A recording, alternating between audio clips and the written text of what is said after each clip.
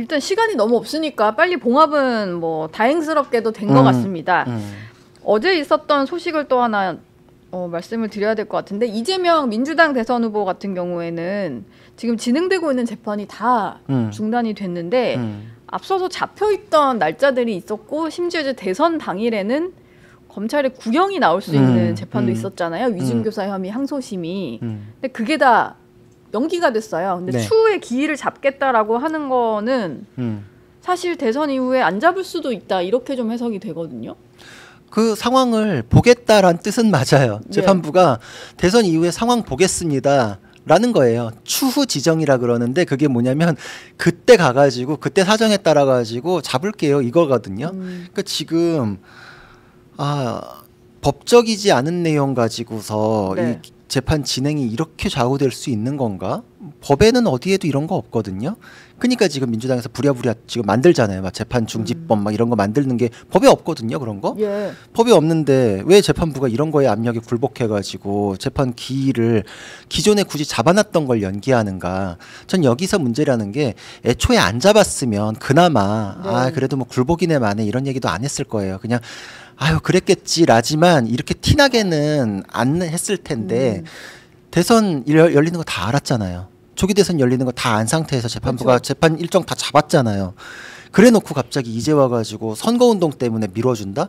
그 전에 다 알고 있었으면서 굳이 그때 잡았었는데 지금 공직선거법의 파기환송심이라는 것도 지금 후보 이재명으로 결정된 거 민주당 전당대회에서 다 봤잖아요. 그 경선에서 다 봤잖아요. 근데 그때 5월 15일로 굳이 잡았잖아요. 잡았죠. 다 알고 잡은 거잖아요. 그때는 선거 열리는 거 몰랐나요? 후보가 이재명 후보라는 거 몰랐나요?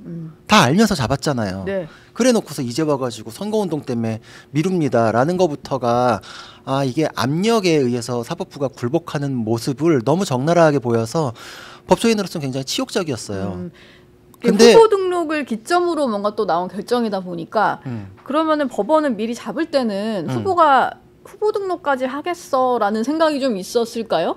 대법원에서는 사실 저는 심리가 충실히 된 상태에서 선고만 남겨뒀을 때 빠른 선고는 당연한 거고, 거기 판결문 안에도 대법원 판결문 안에도 지연된 정의는 정의가 아니고 이 사건은 쟁점이 그렇게 많지 않았기 때문에 신속한 심리가 가능했다라는 내용이 다 들어가 있어요. 근데 심리가 다 됐는데 그럼 선고만 나왔잖아요. 선고 시점을 따져보세요. 당선이 됐다 예를 들어서 당선 이후에 피선거권 박탈형이 선고가 된다라고 생각해 보세요. 우리 국가적 혼란을 어떻게 막아요? 그러면은 그 뒤에 나오는 거는 전 국민의 불행이 되고 뭐 선거 다시 하라는 얘기냐 이제 이렇게 됐잖아요. 뭐 한 달도 안 됐는데 그러면은 후보가 등록되고 선거하기 직전 단계를 한번 생각해 보세요. 조금 이제 시간을 거슬러 올라가서 그때는 후보가 등록이 됐기 때문에 민주당에 대해서 치명타가 되잖아요. 교체 논의 자체를 못 하니까. 그러니까 그러면은 심리가 되고 나서 등록하기 전이 가장 정치 개입이 적은 시점이구나 라는 생각이 상식적으로 나올 수밖에 없잖아요. 그래서 했는데 민주당은 그것부터 싫으니까 뭐든지 다 정치 개입이라 그러는데 그럼 뭐 언제는 됐었을까요? 그 전에는 선거와 상관없을 때는 야당 대표에 대한 탄압이다 그랬잖아요.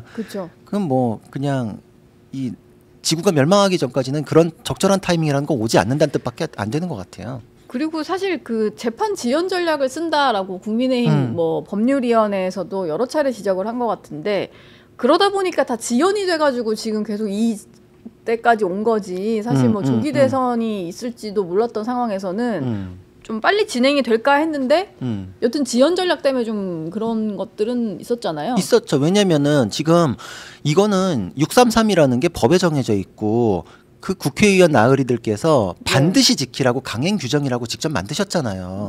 그래서 법원에서 그걸 지켜야 되는데 1심 판사가 6개월 내에 끝내야 되는 재판을 26개월을 끌어버렸어요. 강규태 부장판사가.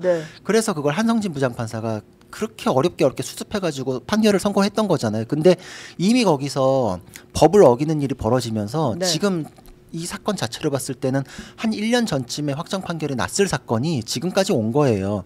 그럼 지금 선고한 게 잘못인가요? 그때 끌었던 게 잘못인가요? 그때 그거는 법을 어겼던 거고 이거는 법을 어긴 게 없어요. 신속하게 한 것밖에 없잖아요. 그러니까 정말 애가 잘못하면 부모가 수습하듯이 하급심에서 잘못한 거 대법원에서 수습했는데 이게 지금 그게 이제 문제라고 그러는 거잖아요. 민주당에선. 그럴 거면 네. 법을 위반한 그때 문제를 삼았어야죠. 법을 위반한 거는 그 633 원칙을 어겼던 그때 재판부가 어긴 거고 예. 지금은 법 위반이 없잖아요. 근데 네. 지금은 빨리 한 게 문제다? 그래가지고 뭐 로그 기록을 공개해라 뭐 해라 이러는데 저는 그런 식의 주장을 할 것 같았으면은 선고기일 잡혔을 때 이거는 이재명 후보에게 유리한 무죄 확정이 되더라도 너무 빠르기 때문에 안 받겠습니다. 이 정도 나왔어야 되지 않을까요? 예. 그런 거 없었죠. 네, 그런 건 없었죠. 심지어는 뭐 박지원 의원 같은 경우에는 뭐 정통한 소식통에 의하면 무죄 확정이다. 뭐 이런 얘기를 언론 플레이했었잖아요. 그리고 심지어 많은 민주당 분들은 이거 빠르기 때문에 무죄 가능성이 높다. 무죄 확정되고 뭐 심지어 그런 얘기는 국민의힘에서도 나왔던 것 같아요. 그건 걱정 어린 걸로. 그래서 네. 대다수가 그거에 대해서 하지 말라는 식으로 했던 거는 민주당 쪽에선 그런 목소리 잘 못 들어봤거든요. 예. 근데 그때는 뭐 날개를 달게 될 것, 사법 리스크는 이제 존재하지 않게 될 것, 뭐 이런 식의 논평만 했던 걸로 기억하는데. 근데 유죄 취지로 뭐 사실상 유죄는 확정인 유죄는 거고 확정이죠. 형량만 남은 그렇죠. 선고가 나오니까 그때 이제 와가지고는 말이 공색하니까 우리가 뭐 결과에 대해 트집 잡는 게 아니라 졸속일까봐 그런다. 뭐 이제 와서 그러는데 무죄였으면 그런 얘기 했을까요? 절대 그렇지 않죠. 일단 뭐 법원도 분위기가 또 상황이 이렇다 보니까 재판을 줄줄이 다 대선 이후로 연기를 하는 상황이고요. 그 가운데 어제 김혜경 씨에 대해서는 2심 선고가 있었습니다. 똑같이 벌금 150만 원형이 선고가 됐고요. 근데 이것도 대선 전까지 확정 판결 나올 가능성은 좀 없잖아요. 없죠. 뭐 확정된다고 하면은 이제 선거운동 못 돕는 정도인 건데 뭐 그렇게까지는 안 갈 것 같아요. 김혜경 씨 재판 같은 경우는 어떻게 될까요? 만약에 이제 이재명 후보가 당선이 된다고 치면 대통령 입장에서는 본인 재판은 당연히 좀 중지가 되거나 뭐 물리적으로 좀 재판받으러 나가기가 쉽지 않은 상황이 될 것 같은데 이재명 후보 주변 사람들이 받는 재판까지도 같이 중단이 되는 건가요? 어떻게 되는 거예요? 근데 이제 뭐 앞으로 법이 막 바뀌게 될 수도 있기 때문에 뭐 예측하는 게 의미가 있나 뭐 잘 모르겠어요. 근데 일단 법이 바뀔 것 같다. 막 법도 막 바꾸시잖아요. 민주당에서 법을 많이 바꾸려고 시도를 하죠. 그래서 지금 이것도 현행법으로 해석을 하자면 주변 사람들에 대해서는 진행이 될 수밖에 없죠. 네. 근데 뭐 다 조작 수사라고 하는 거가 뭐 일관된 주장이었기 때문에 정치적인 압력이라는 거는 사법부에 계속 앞으로 지금 이 정도 상황에서 이 정도 됐으면 나중에 더 큰 권력을 가지면 더 큰 압력이 작용할 수 있지 않을까 이런 걱정들이 있어요. 그래서 주변 사람들에 대해서 유죄가 나왔는데 거기에 관련돼 있는 이재명 후보 딱 하나만 조작이다 뭐 이렇게 하기 뭐 좀 그러면 다른 사람들에 대해서도 이재명 후보를 위해서라도 기존 주장을 더 확장시켜서 뭐 저것도 조작이다.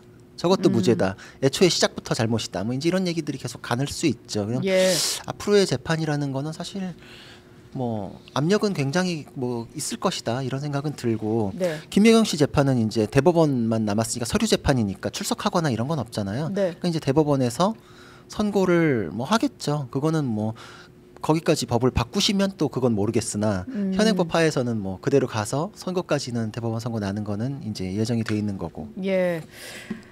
뭐 6월 3일 이후에 좀 어떤 일이 펼쳐질지는 좀 가늠은 안 되는 것 같아요. 일단 그게 참 저는 여러 가지로 이 정치적인 압력에 대해서 너무 관대하면 안 되는데 라는 그 걱정이 있어요. 이 역사적으로 보면은 지금 이제 갑자기 대법원에서 무죄 확정되기를 기대할 때는 그런 소리 아무것도 안 하다가 갑자기 이게 파기환송되고 나니까 그 이후에 민주당의 김용민 의원이나 이렇게 막 법관, 대법관을 뭐 30명으로 늘리자 뭐 이런 법안 막 발의하고 지금 뭐 100명으로 늘리자 막 이러잖아요.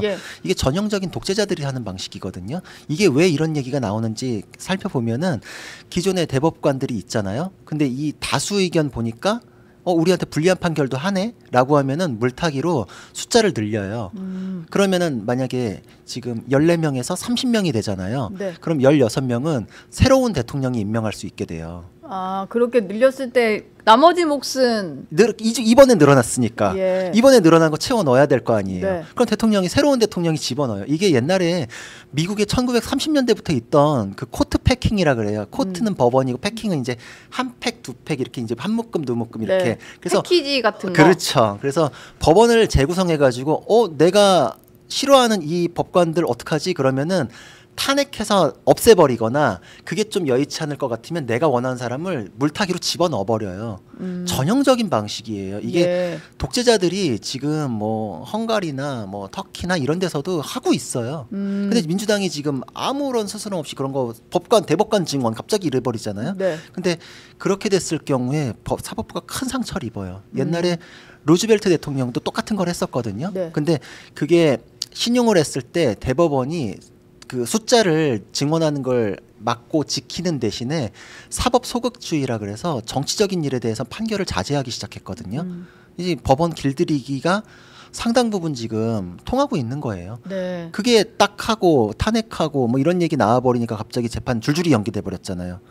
이게 아마 대선 이것도 이후에 뭐 사법부 길들이기 뭐 이런 식으로 돼버린 거죠. 된 된 거죠. 거겠군요.